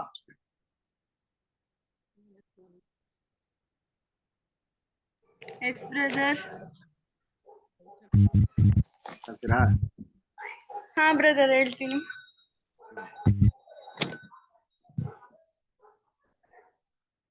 ಕ್ರಿಸ್ತನಲ್ಲಿ ಕರೆಯಲ್ಪಟ್ಟಂತಹ ಸಹೋದರ ಸಹೋದರಿಯರಿಗೆ ವಂದನೆಗಳು. ಈಗ ನಾವು ಅಬ್ರಹಾಮನ ಚರಿತ್ರೆಯನ್ನು ನೋಡೋಣ. ಅಬ್ರಹಾಮನು ತೆರಹನ ಮಗನು. ತೆರಹನಿಗೆ 3 ಜನ ಮಕ್ಕಳಿರುತ್ತಾರೆ. ನಾಹೋರ, ಹಾರಾನು, ಅಬ್ರಾಮ ಎಂಬ ಮಕ್ಕಳಿರುದ್ದರು. ಅಬ್ರಾಮನ ಹೆಂಡತಿಯ ಹೆಸರು ಸಾರಾಯಳು. ಯೆಹೋವನು ಅಬ್ರಾಮನಿಗೆ ದರ್ಶನ ಕೊಟ್ಟು, ನೀನು ನಿನ್ನ ಸ್ವದೇಶವನ್ನು, ಬಂಧು ಬಳಗವನ್ನು, ನಿನ್ನ ತಂದೆಯ ಮನೆಯನ್ನು ಬಿಟ್ಟು ನಾನು ತೋರಿಸುವ ದೇಶಕ್ಕೆ ಹೊರಟು ಹೋಗು. ನಾನು ನಿನ್ನನ್ನು ದೊಡ್ಡ ಜನಾಂಗವಾಗುವಂತೆ ಮಾಡಿ ಆಶೀರ್ವದಿಸಿ ನಿನ್ನ ಹೆಸರನ್ನು ಪ್ರಖ್ಯಾತಿಗೆ ತರುವೆನು. ನೀನು ಆಶೀರ್ವಾದ ನಿಧಿಯಾಗುವಿ. ನಿನ್ನನ್ನು ಯಾರು ಹರಸುವರೋ ಅವರನ್ನು ಹರಸುವೆನು. ನಿನ್ನನ್ನು ಶಪಿಸುವವರನ್ನು ನಾನು ಶಪಿಸುವೆನು. ನಿನ್ನ ಮೂಲಕ ಭೂಲೋಕದ ಎಲ್ಲ ಕುಲದವರಿಗೂ ಆಶೀರ್ವಾದ ಉಂಟಾಗುವುದು ಎಂದು ಹೇಳಿದರು. ಯೆಹೋವನು ಹೇಳಿದ ಮೇರೆಗೆ ಅಬ್ರಾಮನು ಅವರ ಮಾತನ್ನು ಕೇಳಿ ಹೊರಟು ಹೋದರು. ಲೋಟನು ಅವರ ಸಂಗಡ ಹೋದರು. ಅಬ್ರಾಮನು ಕಾನಾನ್ ಪಟ್ಟಣವನ್ನು ಬಿಟ್ಟು ಹೊರಟಾಗ 75 ವರುಷದವನಾಗಿದ್ದರು. ಅವರು ತನ್ನ ಹೆಂಡತಿಯಾದ ಸಾರಾಯಳನ್ನು, ತನ್ನ ತಮ್ಮನ ಮಗನಾದ ಲೋಟನನ್ನು, ತಾನು ಲೋಟನು ಕಾರಾನಿನಲ್ಲಿ ಸಂಪಾದಿಸಿದ್ದ ಎಲ್ಲದನ್ನು, ಅಂದರೆ ಎಲ್ಲ ಸೊತ್ತನ್ನು, ದಾಸದಾಸಿಯರನ್ನು ತೆಗೆದುಕೊಂಡು ಹೋಗಿ ಕಾನಾನ್ ದೇಶದಲ್ಲಿ ವಾಸ ಮಾಡಿದರು. ಅದಾದ ಮೇಲೆ ಅಬ್ರಾಮನು ಅಲ್ಲಿಂದ ಹೊರಟು ಕಾನಾನ್ ದೇಶದ ದಕ್ಷಿಣ ಸೀಮೆಗೆ ಮುಂದೆ ಮುಂದೆ ಪ್ರಯಾಣಿಸುತ್ತಾ ಇರುವಾಗ ಆ ದೇಶದಲ್ಲಿ ಬರಗಾಲವಿದ್ದುದರಿಂದ ಐಗುಪ್ತ ದೇಶದಲ್ಲಿ ಕೆಲವು ಕಾಲ ಇರಬೇಕೆಂದು ಅಂದುಕೊಂಡು ಬೆಟ್ಟದ ಸೀಮೆಯಿಂದ ಇಳಿದು ಐಗುಪ್ತ ದೇಶಕ್ಕೆ ಹೊರಟರು. ಐಗುಪ್ತ ದೇಶಕ್ಕೆ ಹತ್ತಿರವಿದ್ದಾಗ ತನ್ನ ಹೆಂಡತಿಯಾದ ಸಾರಾಯಳನ್ನು ನೋಡಿ, ನೀನು ಸುಂದರಿ ಎಂದು ನಾನು ಬಲ್ಲೆ. ಐಗುಪ್ತ ದೇಶದಲ್ಲಿ ಇರುವವರು ನಿನ್ನನ್ನು ಕಂಡು ಈಕೆಯು ಇವನ ಹೆಂಡತಿ ಎಂದು ನನ್ನನ್ನು ಕೊಂದು ನಿನ್ನನ್ನು ಉಳಿಸಬಹುದು. ಆದ ಕಾರಣ ನೀನು ನನಗೆ ತಂಗಿಯಾಗಬೇಕೆಂದು ಅವರಿಗೆ ಹೇಳು. ಹೀಗೆ ಹೇಳಿದರೆ ನಿನ್ನ ನಿಮಿತ್ತ ನನಗೆ ಹಿತವಾಗುವುದು, ನಾನು ನಿನ್ನ ದೆಸೆಯಿಂದ ಸಾಯದೆ ಬದುಕುವೆನು ಎಂದು ಹೇಳಿದನು. ಅಬ್ರಾಮನು ಐಗುಪ್ತ ದೇಶಕ್ಕೆ ಬಂದಾಗ ಐಗುಪ್ತರು ಅವನ ಸಂಗಡ ಇದ್ದ ಸ್ತ್ರೀಯನ್ನು ನೋಡಿ ಬಹು ಸುಂದರಿ ಎಂದರು. ಫರೋಹನ ಪ್ರಧಾನರು ಆಕೆಯನ್ನು ನೋಡಿ ಬಂದು ಅವನ ಮುಂದೆ ಹೊಗಳಲಾಗಿ, ಫರೋಹನು ಆ ಸ್ತ್ರೀಯನ್ನು ಅರಮನೆಗೆ ಕರೆತರಿಸಿ ಆಕೆಯ ನಿಮಿತ್ತ ಅಬ್ರಾಮನಿಗೆ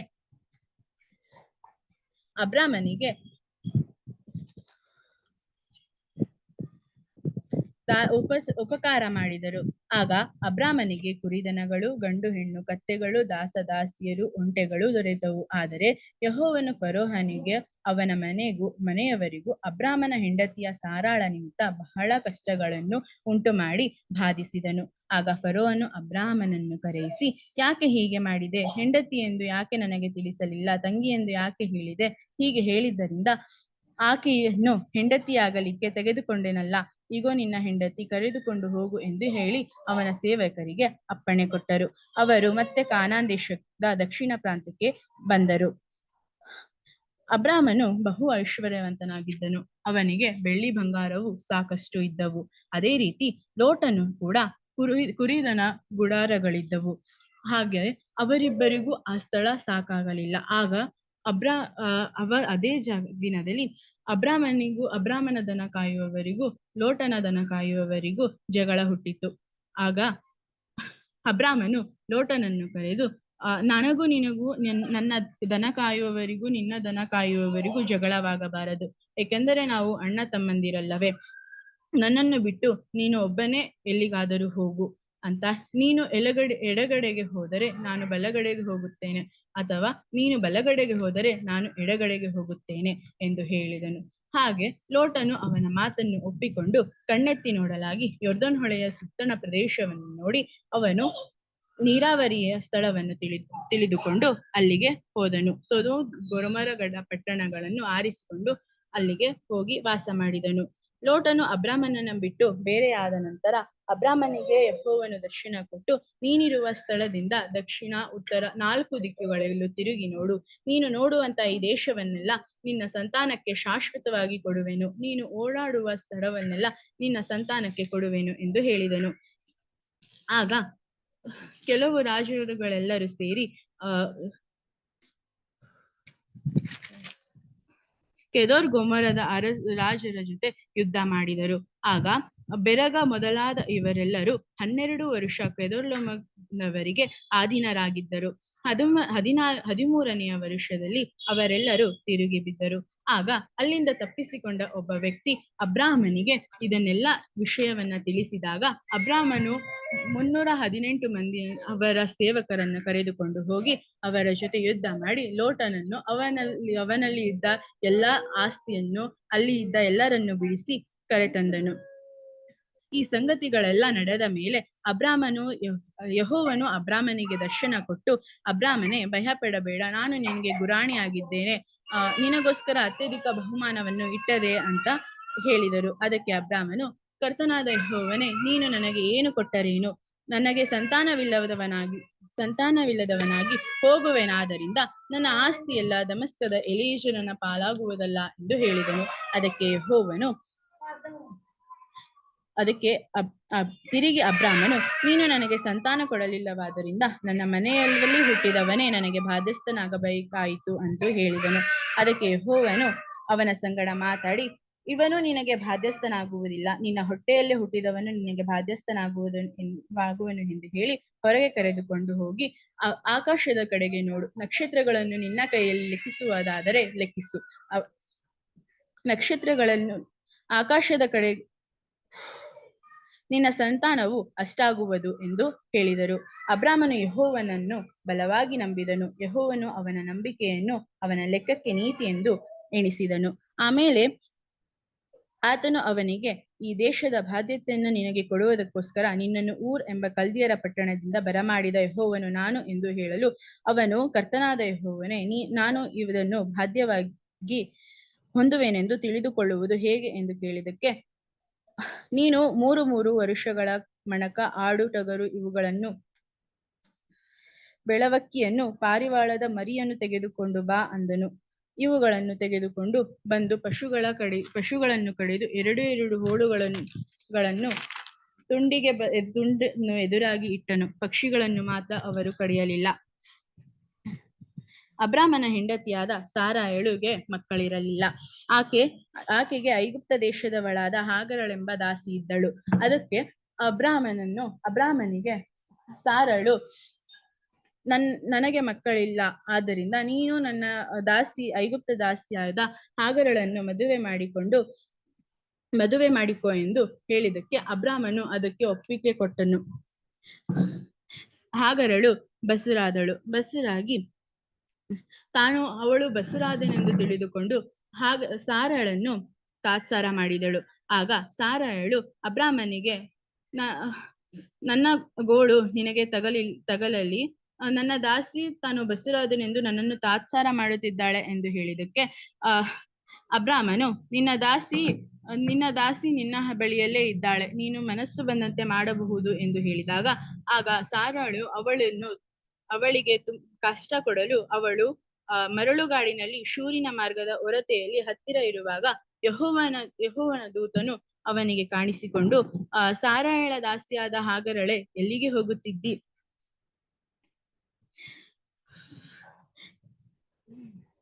ಎಂದು ಕೇಳಲು, ಅವಳು, ನನ್ನ ಯಜಮಾನಿಯಾದ ಸಾರಯಳ ಬಳಿಯಿಂದ ಓಡಿ ಹೋಗುತ್ತಿದ್ದೇನೆ ಎಂದು ಉತ್ತರ ಕೊಟ್ಟಳು. ಅದಕ್ಕೆ ದೂತನು, ನಿನ್ನ ಯಜಮಾನಿಯ ಬಳಿಗೆ ಹಿಂತಿರುಗಿ ಹೋಗಿ ಅವಳಿಗೆ ತಗ್ಗಿ ನಡೆದುಕೋ ಅಂದನು. ಅದಲ್ಲದೆ ಯೆಹೋವನ ದೂತನು ಅವಳಿಗೆ, ನಿನಗೆ ಬಹು ಸಂತಾನವಾಗ ಮಾಡುವೆನು ಎಂದು ಹೇಳಿದಳು. ಆಮೇಲೆ, ನಿನಗೆ ಹುಟ್ಟುವ ಮಗನಿಗೆ ಇಷ್ಮಾಯೇಲ್ ಎಂದು ಹೆಸರಿಡು ಎಂದು ಹೇಳಿದನು. ಅಬ್ರಾಮನು 99 ವರುಷದವನಾದಾಗ ಯೆಹೋವನು ಅವನಿಗೆ ದರ್ಶನ ಕೊಟ್ಟು, ನಾನು ಸರ್ವಶಕ್ತನಾದ ದೇವರು, ನನಗೆ ನಡಕೊಂಡು ದೋಷವಿಲ್ಲದವನಾಗಿರು ಎಂದು ಹೇಳಿದನು. ಅಬ್ರಾಮನು ಅಡ್ಡ ಬೀಳಲು ದೇವರು ಅವನ ಸಂಗಡ ಮಾತಾಡಿ, ನಾನಂತೂ ನಿನಗೆ ವಾಗ್ದಾನ ಮಾಡುತ್ತೇನೆ, ಏನೆಂದರೆ ನೀನು ಅನೇಕ ಜನಾಂಗಗಳಿಗೆ ಮೂಲ ಪುರುಷನಾಗುವಿ. ಇನ್ನು ಮುಂದೆ ನಿನಗೆ ಅಬ್ರಾಮ ಎಂದು ಹೆಸರಿರುವುದಿಲ್ಲ, ನಿನ್ನನ್ನು ಅನೇಕ ಜನಾಂಗಗಳ ಮೂಲ ಪಿತೃವಾಗಿ ನೇಮಿಸಿರುವುದರಿಂದ ನಿನಗೆ ಅಬ್ರಹಾಮ ಎಂದು ಹೆಸರಿರುವುದು. ನಿನಗೆ ಅತ್ಯಧಿಕ ಸಂತಾನವನ್ನು ಕೊಡುವೆನು, ನಿನ್ನಿಂದ ಜನಾಂಗಗಳು ಉತ್ಪತ್ತಿಯಾಗಿ ಅರಸರು ಹುಟ್ಟುವರು. ನಿನಗೂ ನಿನ್ನ ಸಂತತಿಗೂ ದೇವರಾಗಿರುವೆನೆಂದು ನಾನು ನಿನಗೋಸ್ಕರ ನಿನ್ನ ಸಂತತಿಯ ಎಲ್ಲಾ ತಲಾಂತರಿಗೋಸ್ಕರ ಮಾಡಿಕೊಂಡ ನನ್ನ ಒಡಂಬಡಿಕೆಯನ್ನು ಸ್ಥಿರಪಡಿಸುವೆನು. ಮತ್ತು ನಿನ್ನ ಹೆಂಡತಿಯಾದ ಸಾರಯಳನ್ನು ನೀನು ಸಾರಯಳು ಎಂದು ಕರೆಯದೆ ಅವಳ ಹೆಸರು ಸಾರ ಎಂದು ಆಗುವುದು. ಆಗ ಅಬ್ರಾಮನು ಮರದ ನೆರಳಿನಲ್ಲಿ ಕುಳಿತಿರುವಾಗ ಅವನಿಗೆ 3 ಜನ ಪುರುಷರು ಕಾಣಿಸಿದರು.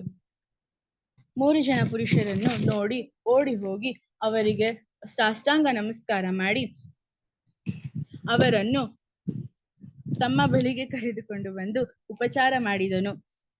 ಆಗ ಆ 3 ಮಂದಿ ಪುರುಷರು, ನಿನ್ನ ಪತ್ನಿಯಾದ ಸಾರಳು ಎಲ್ಲಿದ್ದಾಳೆ ಎಂದು ಕೇಳಲು, ಅವರು, ಅಗೋ ಗುಡಾರದಲ್ಲಿದ್ದಾಳೆ ಅಂದಳು. ಅದಕ್ಕವರು, ಬರುವ ವರುಷದ ಇದೇ ಕಾಲದಲ್ಲಿ ನಾನು ತಪ್ಪದೆ ತಿರುಗಿ ನಿನ್ನ ಬಳಿಗೆ ಬರುತ್ತೇನೆ, ಬಂದಾಗ ನಿನ್ನ ಪತ್ನಿಯಾದ ಸಾರಳಿಗೆ ಮಗನಿರುವನು ಅಂದನು. ಆ ಮಾತು ಹಿಂದುಗಡೆ ಗುಡಾರದ ಬಾಗಲಲ್ಲಿ ನಿಂತಿದ್ದ ಸಾರಳ ಕಿವಿಗೆ ಬಿತ್ತು.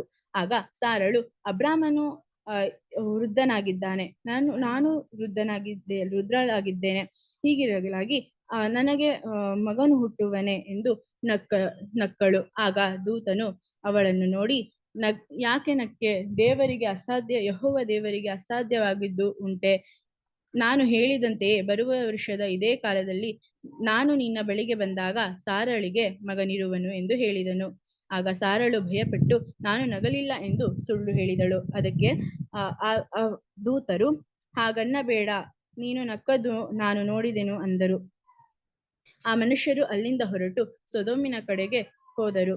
ನೋಡಿದರು, ಅಬ್ರಹಾಮನು ಅವರನ್ನು ಸಾಗ ಕಳುಹಿಸುವಾಗ ಅವರ ಜೊತೆಯಲ್ಲೇ ಹೋದನು. ಆಗ ಯೆಹೋವನು ತನ್ನೊಳಗೆ, ನಾನು ಮಾಡಬೇಕೆಂದಿರುವ ಈ ಕಾರ್ಯವನ್ನ ಅಬ್ರಾಮನಿಗೆ ಮೊರೆ ಮಾಡುವುದು ಸರಿಯೋ ಎಂದುಕೊಂಡು ಅಬ್ರಾಮನಿಗೆ ಹೇಳಿದನು. ಆಗ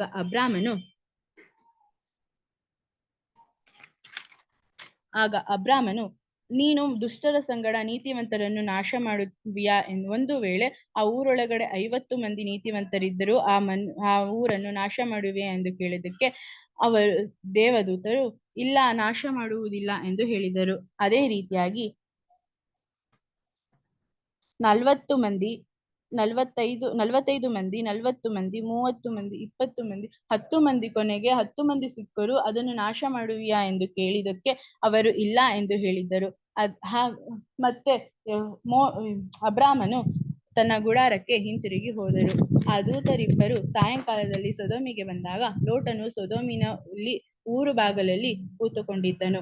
ಅವನು ಅವರನ್ನು ಕಂಡಾಗ ಎದುರುಗೊಂಡು ಬೊಗ್ಗಿ ನಮಸ್ಕರಿಸಿ, ಸ್ವಾಮಿಗಳೇ, ನಿಮ್ಮ ದಾಸನ ಮನೆಗೆ ಬಂದು ಇಳುಕೊಂಡು ಕಾಲುಗಳನ್ನು ತೊಳಕೊಳ್ಳಿರಿ, ಬೆಳಿಗ್ಗೆ ನಿಮ್ಮ ಮಾರ್ಗ ಹಿಡುಕೊಂಡು ಹೋಗಬಹುದು ಅಂದನು. ಅವರು, ಆಗಲ್ಲ, ಬೀದಿಯಲ್ಲೇ ರಾತ್ರಿ ಕಳೆಯುತ್ತೇವೆ ಅನ್ನಲು ಅವನು ಅವರನ್ನು ಬಹಳ ಬಲವಂತ ಮಾಡಿದ್ದರಿಂದ ಅವರು ಅವನ ಬಳಿ ಇಳುಕೊಳ್ಳುವುದಕ್ಕೆ ಒಪ್ಪಿದರು. ಅವರು ಮಲಗುವುದಕ್ಕಿಂತ ಮುಂಚೆ ಹುಡುಗರು ಮುದುಕರು ಎಲ್ಲರೂ ಸಹಿತವಾಗಿ ಸೊದೋಮಿನ ಪಟ್ಟಣದವರೆಲ್ಲರೂ ಒಗ್ಗಟ್ಟಾಗಿ ಮನೆಯನ್ನು ಸುತ್ತಿಕೊಂಡು ಲೋಟನಿಗೆ, ಈ ರಾತ್ರಿ ನಿನ್ನ ಬಳಿಯಲ್ಲಿ ಬಂದ ಮನುಷ್ಯರು ಎಲ್ಲಿ? ಅವರನ್ನು ಹೊರಕ್ಕೆ ತೆಗೆದುಕೊಂಡು ಬಾ ಎಂದರು. ಆಗ ಲೋಟನು, ಅವರು ನನ್ನ ಆಶ್ರಯ ಕೇಳಿ ಬಂದವರು, ನಾನು ಅವರನ್ನು ಕಳುಹಿಸಲಾರೆ ಎಂದರು.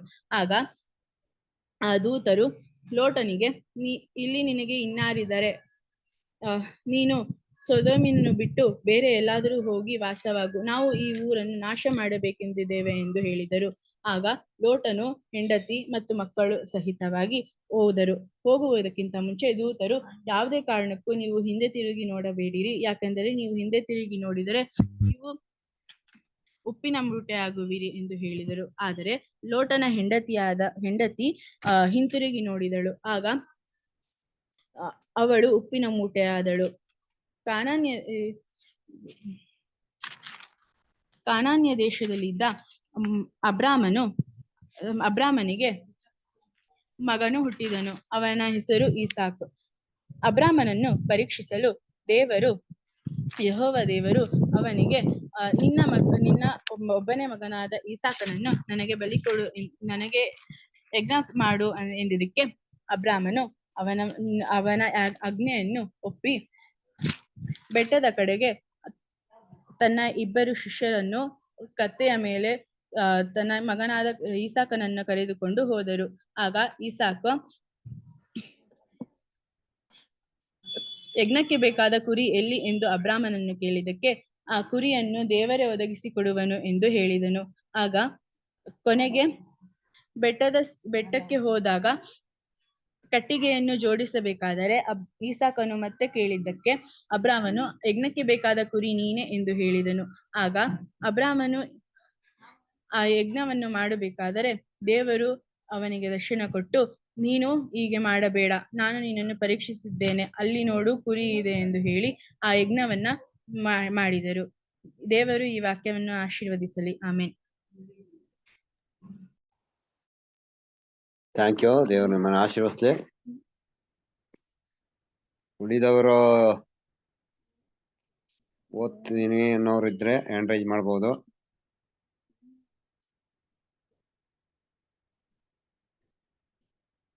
ಸಿಸ್ಟರ್ ಸುಧಾ ಸಿಸ್ಟರ್,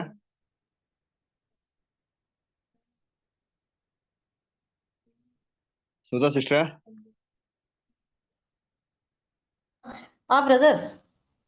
ಸಿಸ್ಟರ್ 9 ಗಂಟೆ ಆಯ್ತು. ಬ್ರದರ್ 9:30 ಆದ್ರೂ ಪರವಾಗಿಲ್ಲ ನೋಡಿ, ತಗೊಳಂಗಿದ್ರೆ. ಹೌದಾ, ಸರಿ ಸಿಸ್ಟರ್. ಈಗ ಇನ್ನು ಓದ್ತೀನಿ ಅನ್ನೋರು ಯಾರು ಇದ್ರೆ ಹ್ಯಾಂಡ್ ರೈಸ್ ಮಾಡ್ಬೋದು. ಅಂಕಲ್, ನಾನು ಓದ್ಬೋದಾ? ಓದಿ.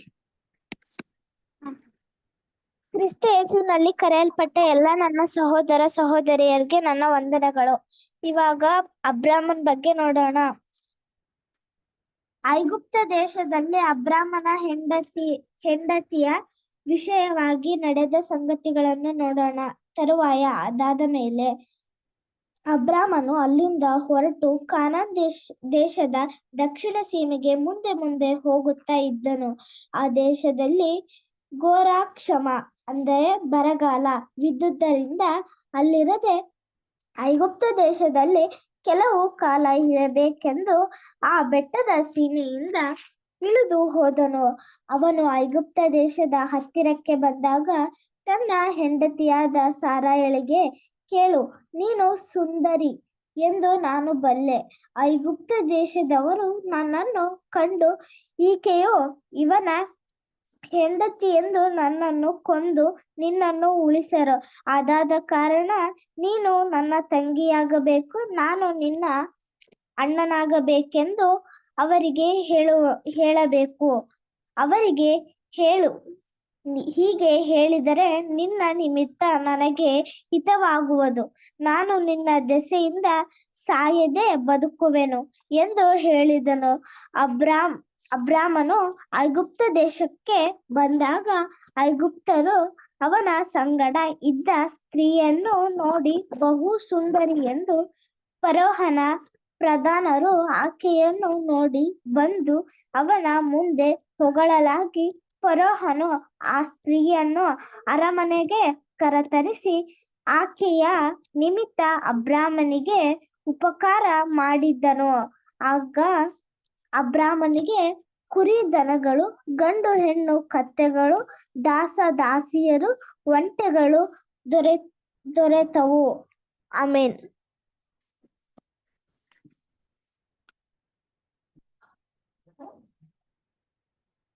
ಅಂಕಲ್, ದೇವರು ನಿಮ್ಮನ್ನ ಆಶೀರ್ವದಿಸ್ಲಿ.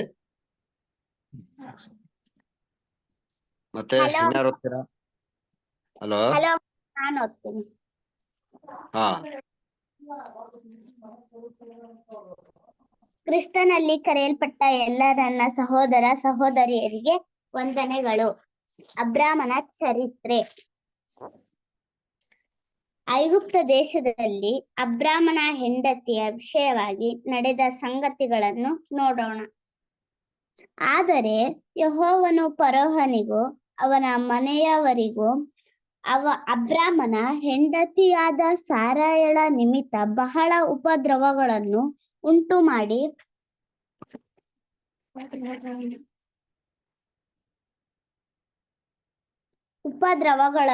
ಅಂದರೆ ಕಷ್ಟಗಳನ್ನು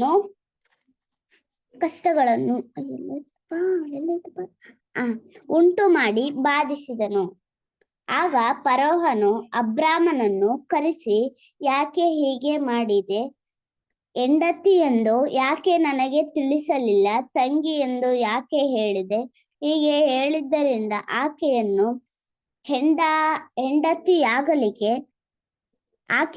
ನನ್ನ ಹೆಂಡತಿಯಾಗಲಿಕ್ಕೆ ತೆಗೆದುಕೊಂಡೆನಲ್ಲ. ಇಗೋ, ನಿನ್ನ ಹೆಂಡತಿ ಕರೆದುಕೊಂಡು ಹೋಗು ಎಂದು ಹೇಳಿ ಅವನ ವಿಷಯವಾಗಿ ತನ್ನ ಸೇವಕರಿಗೆ ಅಪ್ಪಣೆ ಕೊಡಲು ಅವರು ಅಬ್ರಾಮನನ್ನು ಅವನ ಹೆಂಡತಿಯನ್ನು ಅವನಿಗಿದ್ದ ಸರ್ವಸ್ವ ಸಹಿತವನ್ನು ಅವನ ಜೊತೆಯಲ್ಲಿ ಸಾವ ಕಳುಹಿಸಿದರು. ಹೀಗೆ ಅಬ್ರಾಮನು ತನ್ನದ್ದೆಲ್ಲ ತೆಗೆದುಕೊಂಡು ಹೆಂಡತಿಯನ್ನು ಲೋಟನನ್ನು ಸಂಗಡ ಕರಕೊಂಡು ಐಗುಪ್ತ ದೇಶವನ್ನು ಬಿಟ್ಟು ಕಾನಾನ್ ದೇಶದ ದಕ್ಷಿಣ ಪ್ರಾಂತ್ಯಕ್ಕೆ ಏರಿ ಬಂದನು. ಆಮೇನ್. ಹಲೋ. ಥ್ಯಾಂಕ್ ಯು ಪುಟ. ಇನ್ನು ಯಾರು ಓದುವವರು ಇದ್ರೆ ಹ್ಯಾಂಡ್ ರೈಸ್ ಮಾಡ್ಬೋದು, ಮಾತಾಡ್ಬೋದು.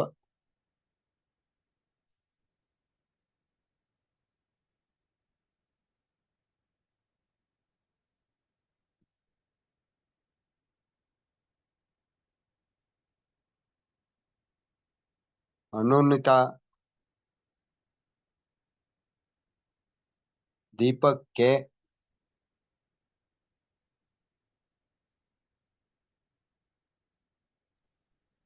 ನವೀನ್ ಕುಮಾರ್,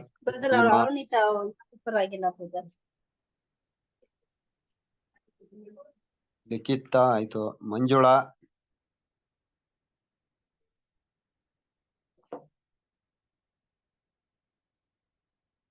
ಮಂಜುಳಾ, ನವೀನ್ ಕುಮಾರ್, ಸೀಮಾ, ನವಿತಾ ಬಿ, ಪ್ರಸನ್ನ ಕುಮಾರ್,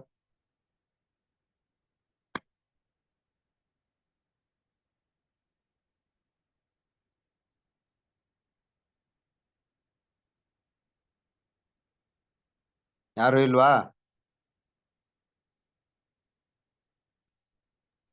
ಬ್ರದರ್ ಮಿಕ್ಕಿದ ಜನ ನೆಕ್ಸ್ಟ್ ವೀಕ್ ಪ್ರಿಪೇರ್ ಆಗಿ ಅಂತ ಹೇಳ್ಬಿಟ್ಟು ಮುಗಿಸ್ಬಿಡಿ ಬ್ರದರ್. ಸರಿ ಸಿಸ್ಟರ್, ಆಯ್ತು. ಮಕ್ಕಳು